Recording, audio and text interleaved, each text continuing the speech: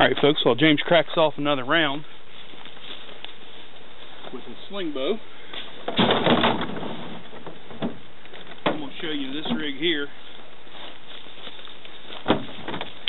And this is my homemade air gun. Now I see this to be kind of a common man's blunderbuss. It will fire anything that I cram down the half-inch bore. That's because of the thickness of the walls. This is Schedule 80 instead of Schedule 40. Because of the thickness of the walls, it's not quite a full half-inch on the diameter on the board. So it's actually closer to a 45 than it is a 50 cal. The big disadvantage to this one is that it takes so long to reload, because this is what you reload it with. And what I'm going to do here, let it all rigged up. So we'll pump this thing up to about 90 pounds. And you'll see what I mean by taking a long time.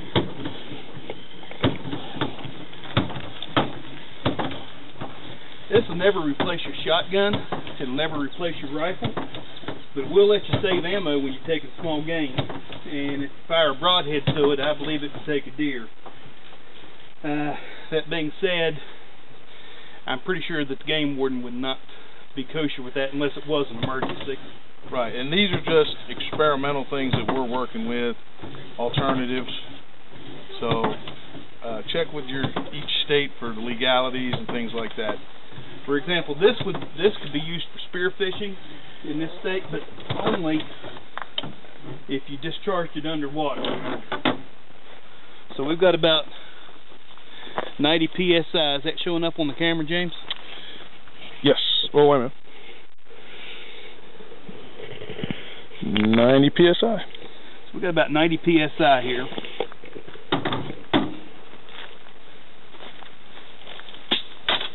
Alright. Hand me the ramrod.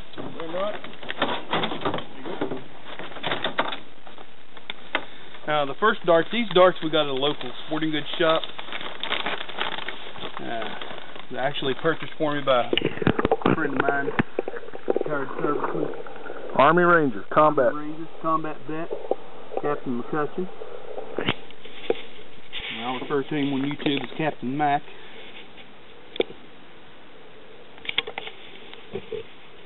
But this is my first ammo here. And it's just a letter opener, and I tied some cut up shoestrings on it. As a matter of fact, it really needs to be redone. We've been playing with it all day. It works.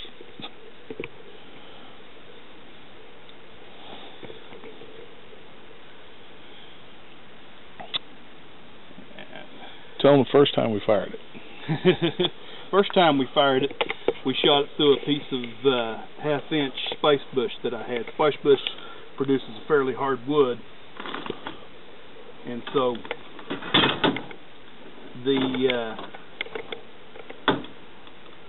wood came. It split the wood in two when it hit.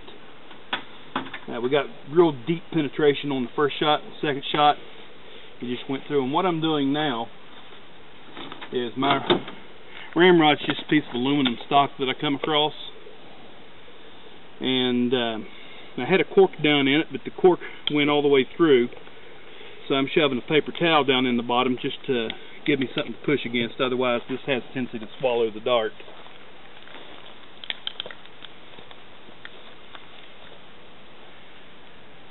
And we've made most of these things out of recycled material that we have found or at the house. I spent about 25 bucks on this one if you don't count that little cheap pump.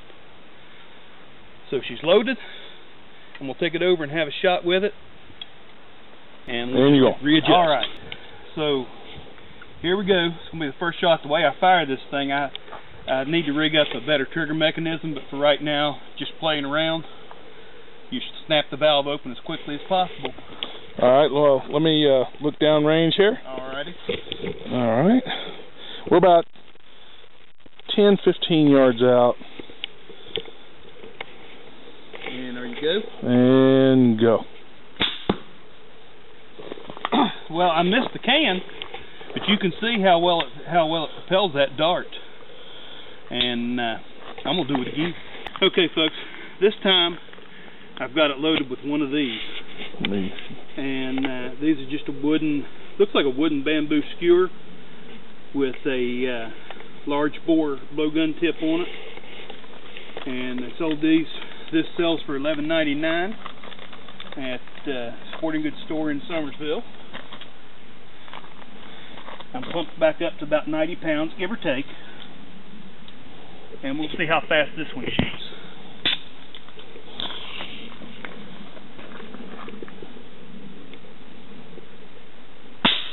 Oh! Mr. Complete. Alright, so James is going to give it a try. He's packing it down in it. We're recording. Were we recording during that? We're recording.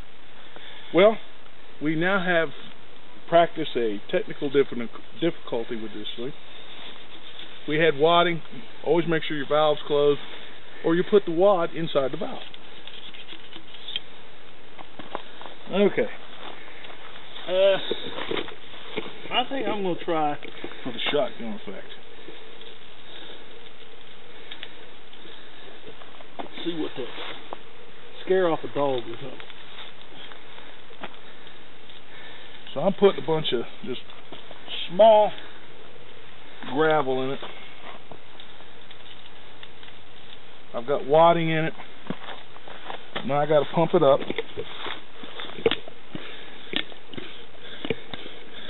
So you prefer the stomp technique to pumping it up? Yeah, I'm a lazy man. No, I'm just kidding. I didn't know you could dance a jig like that. Only in West Virginia can you do this. Oh, sorry. You were about 80 before you... Was I about 80? He's about 80. I'm up at 80.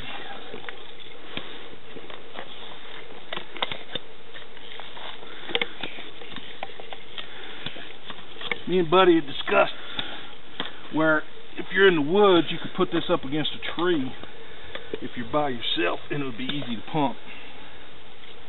So, all right, so ready to shoot. Let's get the target in frame. All right, guys. Ready? Almost. Hold on a second. All right, I'm going to try another dart from Johnson Sporting Goods in Summersville. Now that hit something. Let's get up in here and see what it hit. There he is. Alright. Alright, so overall, what do you think? Well, the Slingbow definitely has more accuracy at this point. And I have a few more modifications to make it a little more powerful, but we're going to make it better. Yeah. And this has potential, but it hasn't reached that full potential. Anything inside of 10 yards, it's just a wing and a prayer. Especially because of the way you have to open the valve, you're jerking the whole weapon. So if I can rig up a spring-loaded trigger for that, I think that'll solve a lot of that problem. But very interesting, have a lot of potential. Yes, sir. So, and the shotgun round, I think would have worked had we taken the time to make a sabot. Yeah. I think everything is pressure. Alright, so for MrBudwv Backwoods, you and have the Gummy 40 Bear, y'all have a blessed day.